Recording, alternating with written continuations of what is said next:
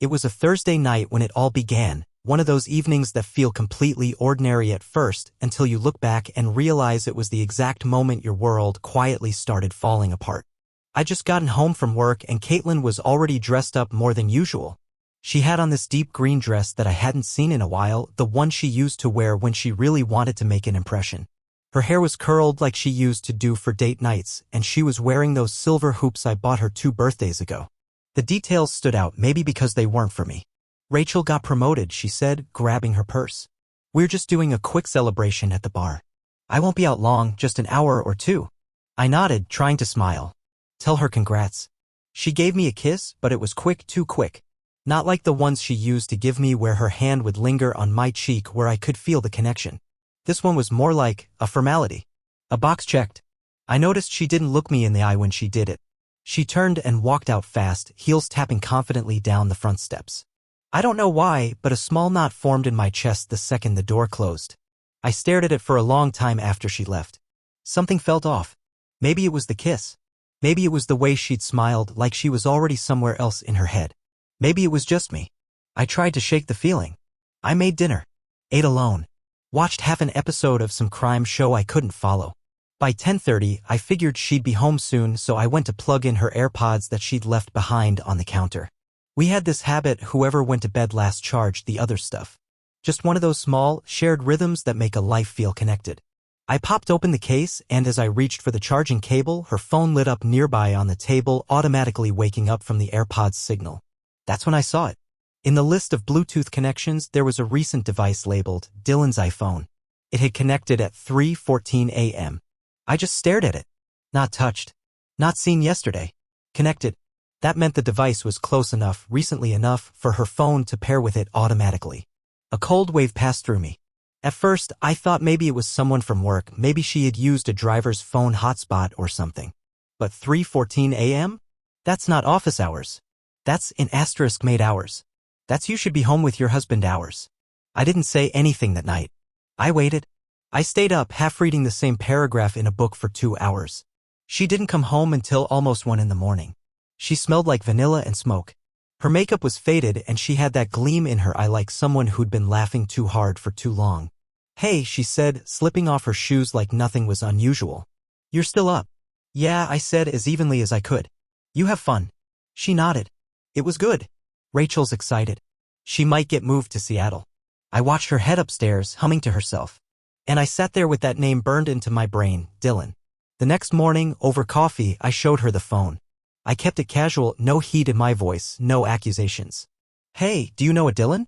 I asked, flipping the phone screen toward her. This device showed up on your Bluetooth. She took one glance and then smiled. Just a tiny one, like she was brushing off a toddler's question. Oh, that's probably the Uber driver's phone or something. Sometimes they connect by accident. I think he dropped us off last weekend, or maybe it was last night, I can't remember.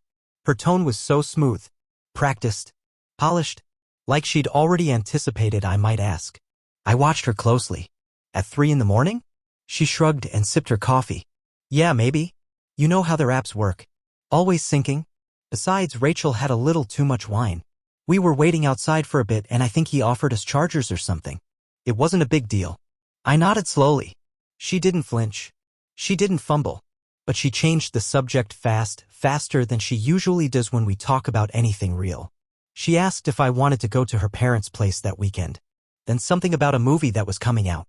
Then back to the topic of Rachel and how her promotion might mean we'd have an excuse to visit Seattle. But something was wrong.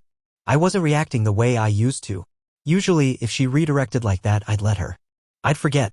But not this time. I couldn't. Because I wasn't thinking about Seattle. I was thinking about how her fingers trembled just slightly as she gripped her mug. I was thinking about how she was wearing a different perfume this morning, something musky, woodsy, something I didn't recognize. I was thinking about how she didn't deny it directly. She just tossed it aside like I was crazy for asking. That's what stuck with me. She didn't get flustered. She got strategic. The rest of the day felt wrong. Her kiss goodbye was mechanical. Her messages through the day were overly cheerful, filled with emojis she didn't usually use. I kept looking at her texts, wondering if she was texting him too. This Dylan. Whoever he was. At dinner, she mentioned wanting to go on a girls' trip soon, just a weekend somewhere. We've all been so stressed, she said. A spa getaway would be good for all of us. I didn't say much. Just nodded and asked if she had a place in mind. She said she'd talk to the girls. But later, I couldn't sleep. I laid there, staring at the ceiling, wondering how much of what we'd built was already gone. How long had she been pulling away without me noticing? And how had I let myself become the guy who had to check Bluetooth lists? I wanted to believe her. God, I did. But something inside me had already shifted. It wasn't just about a name in her phone anymore. It was the way she smiled while lying. The way she kept me just close enough not to notice how far away she really was. And maybe that's what scared me the most. After that morning, I stopped seeing our life as one continuous thread. It felt more like a jigsaw puzzle dumped on the floor, pieces scattered, edges jagged, and suddenly all the little things I used to ignore started clicking together like I had blindfolded myself for the past few months. I told myself I wasn't snooping. I wasn't that guy. I wasn't checking her phone or trailing her around town. But what I was doing, and I can admit it now, was rewinding. In my head. Constantly. Playing back scenes I'd already lived but never truly questioned. And what once seemed innocent now felt like a pattern I'd been too naive to notice. Like those Tuesday nights. They started about 2 months ago. At first, Caitlin said it was just a little group thing, a few coworkers grabbing drinks after work. Harmless. I even encouraged it. It's good you're getting out, I told her. You work so hard, you deserve a break. And I meant it. But then the Tuesday night hangouts became routine. And she always came home either a little too giddy or a little too quiet. Tipsy but never drunk. Distant but never cold. One night, she came home late and told me they'd stayed to watch a band. Another time, she said traffic was crazy, but I knew the bar was only 15 minutes away. I didn't connect the dots then. I do now. Then there was the earring. It was the left one, a small gold hoop I gave her for our anniversary. I remember saving up for those, picking them out after 2 weeks of back and forth with a jeweler who probably thought I was proposing. That day, she came home from one of her happy hours with just one in. When I pointed it out, she touched her ear like she didn't even notice. Huh. Must have fallen out. I think it's in my car. But we never found it. And she never looked again. Another memory hit me while I was brushing my teeth one morning, that time I surprised her at work. It was around noon, a random Tuesday again. I had a gap between meetings, so I picked up her favorite latte from the cafe across town, the one she used to say tasted like cinnamon and hugs. I thought it'd be romantic. You know, spontaneous. The kind of thing we used to do for each other before life got busy. When I showed up, she wasn't in her office. Her assistant, a guy named Kellen, kind of awkward but always polite, told me she'd stepped out for lunch. I figured I'd wait. 10 minutes later, she walked in, but the look on her face wasn't joy. It was surprise. Sharp, startled. Like I'd caught her sneaking back from somewhere she shouldn't have been. Oh, hey, she said, voice a little too high. What are you doing here? I held up the coffee. Just thought I'd bring you something. She smiled, but it took a second. That's sweet. Really? But you didn't have to. I brushed it off at the time, but now? Now it feels like she was trying to recover. Trying to snap back into character. And the kicker, the one I ignored because I wanted to believe in her, was Phoenix. Caitlin told me it was a work trip. 2 days, 1 overnight. Some marketing summit with early morning panels and late-night networking mixers. She sent me selfies from the hotel, *TS of conference badges, photos of overpriced salads captioned, another thrilling dinner. I believed her. But when she got back, I helped her unpack, just being helpful, not snooping. And I found a ticket stub wedged in a zip pocket of her suitcase. A concert. Not in Phoenix. Vegas. Same dates. Different city. I held it up. She looked at it, blinked once, and laughed. Oh, that's from Rachel. She met up with some friends and went to a show while I was asleep. I think she stuck it in my bag by accident. I nodded and dropped it back in the suitcase. That was 3 weeks ago. And I haven't stopped thinking about it since. Everything felt different now, even Caitlin herself. She smelled different. That's a weird thing to say, I know. But it's true. She always used this vanilla sandalwood mix that I could spot from across the room. It lingered on our pillows, her scarves, the inside of my car when she borrowed it. But lately, that scent had changed. It was sharper, muskier, masculine. Once or twice, it smelled like cologne. Not something she'd wear. Not even something I own. One night, she climbed into bed after a shower, and I leaned in to kiss her neck like I always did. That's when I smelled it, faint but distinct. Someone else. I asked, lightly, new perfume. She laughed.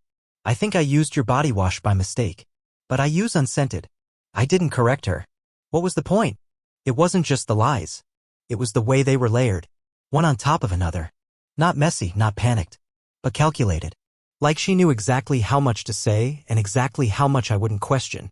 She wasn't just lying. She was managing me. Like a narrative she was keeping under control. And the worst part? She still kissed me goodnight. She still texted heart emojis. She still asked if I wanted Thai or sushi. Like none of it mattered. Like she believed I'd never really put it all together. Some nights, I'd lie awake beside her, staring at the ceiling while she slept. I'd wonder how long I'd been sharing a bed with a stranger.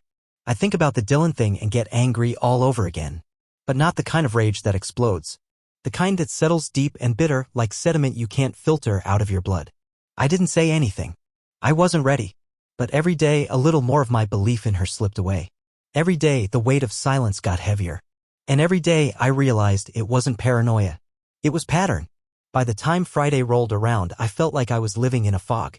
I still did all the normal things, went to work, answered emails, smiled at coworkers when they walked past my desk. But I wasn't there, not really. My body was doing the motions while my mind was somewhere else, constantly chewing on the same thought, she's hiding something. And I was done pretending not to see it. So when Caitlin texted me around 3 p.m., work's insane. Don't wait up tonight, I might be late. Something inside me settled. Not in a peaceful way. It was more like acceptance. Like when a doctor confirms the diagnosis you already suspected. You're not shocked. You're just suddenly sure you weren't imagining it. I decided to pick up takeout anyway. Pad Thai, her favorite. It felt symbolic, I guess. One last gesture, one more chance for her to come home and act like we still had a life together. When I got home, her car was already in the driveway. That stopped me cold. I sat there for a moment in my own driveway, engine still running, bag of takeout cooling in the passenger seat. If she was already home, why did she say she'd be late? I cut the engine and stepped out quietly. The house was dark, no lights on in the kitchen, no TV hum. Just the faint orange glow slipping from under the bathroom door upstairs. That's when I heard the voices. A man's voice. Hers. Low. In asterisk mate. Then a laugh. A soft, breathy kind that didn't sound like the Caitlin I knew. Not the one who joked with me about cringy sitcoms or laughed too hard at dumb TikToks. This laugh was different.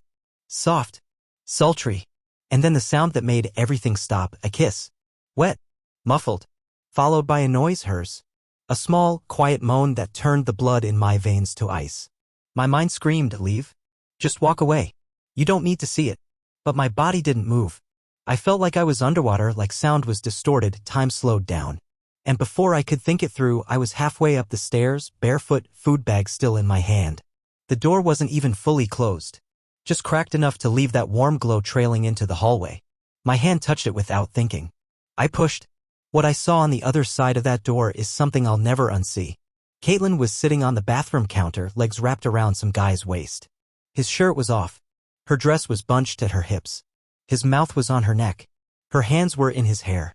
And when she saw me, she didn't gasp out of guilt. She didn't panic. She just froze like I'd interrupted her brushing her teeth or flipping through a magazine. Her expression was annoyed. Like I was the problem. And the guy? He turned around like I was a delivery driver who knocked too hard. His face was flushed, hair tousled, shirt clutched in one hand. I didn't recognize him right away. But then I saw the phone on the sink counter and it all clicked. Dylan, I said. No anger. No yelling. Just one word, flat as stone. Caitlin's eyes widened. For the first time, I saw a crack in her calm. Mark, she started. I held up my hand. I'm not here to talk, I said. I just needed to see it. I turned and walked back down the stairs, the takeout bag still dangling from my fingers. I don't even remember putting it down. I just remember opening the door and stepping out into the cold night air, barefoot and blinking at the stars like they owed me an explanation. Behind me, I heard her call my name. Just once. Not Mark, wait. Not I'm sorry. Just Mark, like she was calling the dog to come inside. Like I was expected to listen. But I didn't turn around. I kept walking. My feet hit the driveway, then the sidewalk.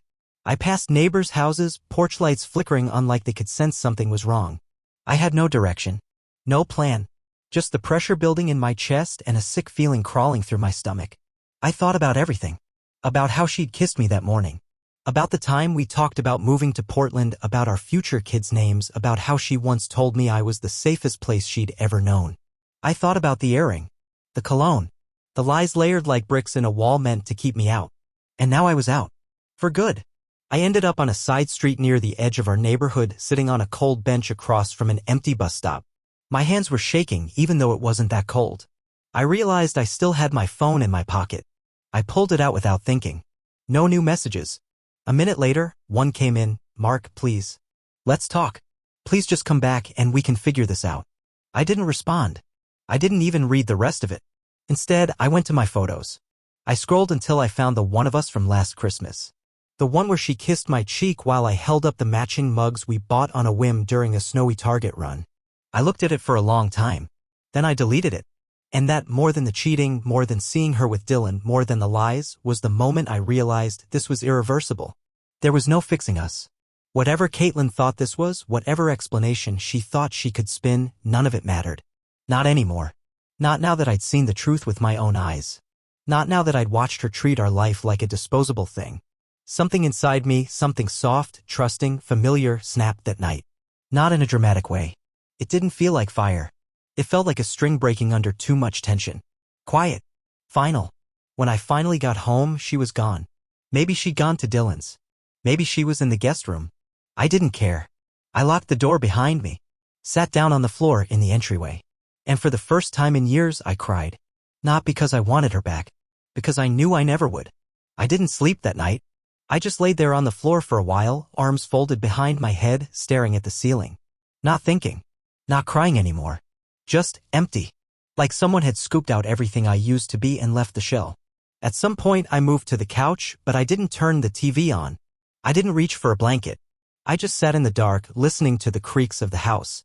Every sound felt louder now, the hum of the fridge, the occasional pop of the heater, the faint ticking of the kitchen clock. I didn't know where Caitlin was. I didn't check. Sometime after 6 a.m. I stood up and went to the bedroom. I paused at the door. It was cracked open. I could see the edge of the bed, a lump under the blanket, her back turned, perfectly still. I didn't go in. Instead, I opened the closet, pulled out a duffel bag, and quietly packed 2 days' worth of clothes. A pair of jeans, some t-shirts, socks, my running shoes. I grabbed my shaving kit, my charger, a book I hadn't finished, and left my wedding ring on the nightstand without a word. I walked out without brushing my teeth. Drove without a destination. I remember just cruising down the interstate with the windows cracked and cold air needling my face. I kept thinking I'd stop for gas, for coffee, for anything, but I didn't.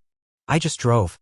Eventually, I ended up at this old roadside diner we used to visit on the way to her parents' lake house. I hadn't been there in years. They hadn't changed a thing. Same rust-colored booths, same dull humming from the fluorescent lights, same menu printed on sticky laminated paper. I sat in a corner booth and ordered coffee. Nothing else. The waitress, a woman maybe in her 50s with deep lines around her eyes, gave me a kind of look. Not pity, not friendliness. Just recognition. Like she'd seen that look on 1,000 other faces. I didn't say much. She didn't ask. I sat there for hours. Eventually, I turned my phone back on. 8 missed calls. 4 voicemails. A dozen texts. The first few were variations of "Can we please talk?" and "Where are you?" Then came the guilt-laced ones. "I made a mistake, Mark. I'm sorry." I panicked. And it didn't mean anything. Then the last one, "I wish you would just let me explain. You don't have to throw everything away like this." That was when it hit me. Really hit me. That even now, she was trying to control the narrative. She was still trying to twist the truth into something that made her feel better. She was still centering herself. As if I was the one overreacting. As if I was the one breaking us. I didn't respond. I didn't need to. That night, I stayed at a cheap motel on the outskirts of town. One of those places with wood paneling and a soda machine that eats your dollar bill 6 times before spitting it back out. The bed creaked if you so much as breathed on it, and the walls were paper thin. Still, it was quieter than my house. At least in this room, I didn't feel like a ghost. In the morning, I drove back. Not to talk. Not to argue. Just to grab more of my things. Her car was in the driveway. She was on the porch, sitting on the swing we'd put up 2 summers ago. She stood when she saw me. I parked without looking at her. "Mark," she said, her voice small. "Can we just?" "No." That's all I said. I walked past her into the house, grabbed a suitcase, my laptop, a few books, left everything else. I didn't pack out of anger. I didn't slam any doors. It was calm, quiet, surgical. She followed me inside. I could feel her behind me like static. "You're not even going to hear me out?" she asked. I turned to her in the hallway, the one where we used to hang our coats. The same hallway where we took that photo during our first Christmas together. The one where I had a Santa hat on, and she was holding a cup of cocoa and laughing like nothing in the world could touch us. And now she looked like a stranger wearing her face. "I did hear you," I said, my voice low. "I heard you when you moaned in someone else's arms. I heard you when you lied about Dylan. I heard you every time you smiled like nothing was wrong. I've been hearing you this whole time, Caitlin. You just don't realize how loud your silence has been." She said nothing. There was nothing left to say. I left that day with what I needed and nothing more. I didn't tell her where I was going. I didn't tell her what came next. I think she assumed I'd be back, that maybe this was just a dramatic pause in our story. But it wasn't. It was the end of the book. I stayed with an old friend for a few days. A guy I hadn't talked to nearly enough in the last few years. He didn't ask for details. Just handed me a spare key, a beer, and the Wi-Fi password. That was all I needed. The silence in that guest room was a different kind of quiet. It didn't accuse me. It didn't replay old memories like haunted film reels. It just let me breathe. A few days later, I went back to the house one last time. Caitlin wasn't home. I had texted her earlier. "I'll be by at noon to pick up the last of my stuff. Please don't be there." She didn't reply. But she wasn't there, and I was grateful. I packed up my desk, my guitars, some old boxes from the garage. The wedding photo that used to sit on the mantel was gone. I didn't ask where it went. I didn't care. Before I left, I placed something on the kitchen counter, her favorite mug. The one that said, "Still wild after all these years," in chipped red letters. Next to it, I left a note. Just 5 words. "Now you're free. So am I." I didn't sign it. I didn't need to. When I closed the door behind me, I didn't cry. I didn't even look back. I just walked to the car, turned the key, and drove. And I knew, deep in my bones, that I wasn't just leaving a house. I was leaving the last version of myself that ever believed in her. After I drove away from the house for the last time, something strange happened. Nothing. No immediate breakdown. No shouting into the void. No cathartic tears. Just nothing. A stillness that didn't feel like peace. More like absence. I remember glancing in the rearview mirror. Not at the road, but at my own reflection. And thinking, who the hell even are you now? I didn't have an answer. I drove aimlessly for a while, taking turns without thought, drifting past old streets I hadn't seen since high school. I passed the park where Caitlin and I used to take long walks in the fall, bundled up with coffee and scarves. Past the drive-in theater where we once kissed through a thunderstorm while the speakers played some forgotten action movie. Everything felt like a photograph left out in the sun, faded and hollow. Eventually, I ended up in this industrial part of town. Empty warehouses, gravel lots, rusted fences with old signs that read "No trespassing," but clearly hadn't been enforced in years. I pulled off to the side of the road and K** led the engine. Just sat there in the silence with my hands on the steering wheel. I don't know how long I stayed like that, but something started building in me. Slowly, like a kettle starting to whistle. Not grief, not sadness. Rage. The kind of rage that doesn't come with screaming or fists through drywall. No, this was quieter, meaner. It was the feeling of betrayal calcifying into something darker. The realization that everything I'd trusted, everything I'd fought to preserve, had been treated like a disposable napkin at a dinner she never wanted to be at. I slammed the steering wheel. Once. Twice. Again. By the 4th hit, the skin on my hand split. I didn't even feel it. I screamed, but it didn't come out right. It cracked midway and died in my throat. All that emotion with nowhere to go, it just sat there, pressing against my ribs, clogging my lungs. I hit the dashboard until the glove compartment popped open.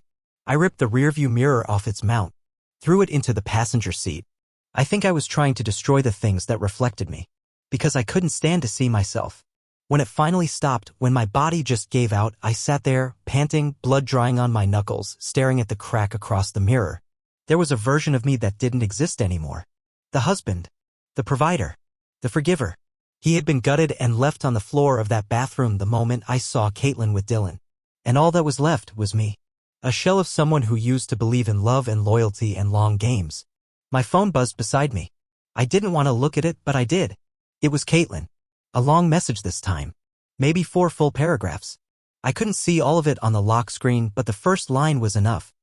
I wish you would talk to me like an adult. We're both at fault here. I stared at it for a full minute before opening it. She went on about how she'd felt lonely, how she'd been trying to talk to me for months, how I shut down emotionally and made her feel like a stranger in her own home. She said I wasn't the man she married anymore. That she made a mistake, yes, but that it wasn't just her. That I needed to take responsibility too. Then she said something I'll never forget. We could have handled this maturely, but you're reacting emotionally. I wish you'd stop punishing me and just talk to me like a partner. Punishing her. As if she were the victim here. That was when something snapped again, not with fury but with finality. This was who she was now. Not just a cheater, but a revisionist. Someone who could twist reality into something that made her look less wrong. Who could break me in half and still expect me to apologize for bleeding. I didn't reply. I archived the message, blocked her number, and threw the phone into the glove box like it was contaminated. The emptiness after that was worse than the rage. It wasn't explosive. It was quiet. Paralyzing. Like standing in the middle of a burned-down house and realizing you're still holding the keys. I sat there for hours.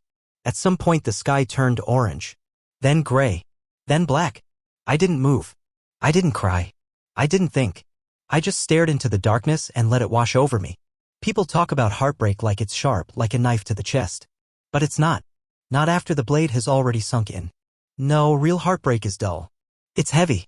It drags behind you, silent and slow, like chains on a tile floor. That night, I went back to the motel and didn't even take my shoes off before collapsing into bed. I slept like a corpse, no dreams, no interruptions. Just blackout nothing. The next morning, I woke up to sunlight and the sound of housekeeping knocking on the door. I didn't answer. I sat up, looked around the stale, faded room, and finally whispered something I hadn't dared say until then. She's gone. Not just physically, but the idea of her. The story of her. The version I'd loved, fought for, built my life around, it was dead. She was still out there, living and breathing. Maybe even laughing. Maybe in his arms. But to me? Gone. The morning after the breakdown, I didn't feel stronger. I didn't feel wiser. I just felt done. Utterly, completely done. I didn't need another message from Caitlin or an apology or some last-ditch explanation. Her words would never mean more than her actions. So I made the call. By noon, I'd filed the paperwork. No drama. No second thoughts. I emailed her a scanned copy of the divorce petition with the subject line, "This is my closure." She called. I didn't answer. She texted, rang the doorbell at my friend's place, even left a note tucked under my windshield wiper like some desperate romantic gesture. But it didn't move me. It only confirmed what I already knew. She hated losing control more than she ever loved me. I moved out of the house officially 2 days later. Took what was mine and left what reminded me of her. On the kitchen counter, I left one thing behind, her favorite mug and a note that said, "Now you're free." I wasn't trying to hurt her. I just meant it. 2 weeks passed. I was sleeping again. Not well, but without waking up in cold sweats or checking my phone in the dark for messages that wouldn't come. I started running in the mornings, lifting weights, going to the gym like I was trying to peel away the version of me that had once believed her lies. One day, I caught my reflection in a coffee shop window. It startled me not because I looked different, but because I didn't recognize the man staring back. Not the one who used to wait by the door. Not the one who bent over backward to keep something already broken. That man was gone. And in the space he left behind, there was stillness. Not happiness. Not yet, but something close to clarity. And that was enough.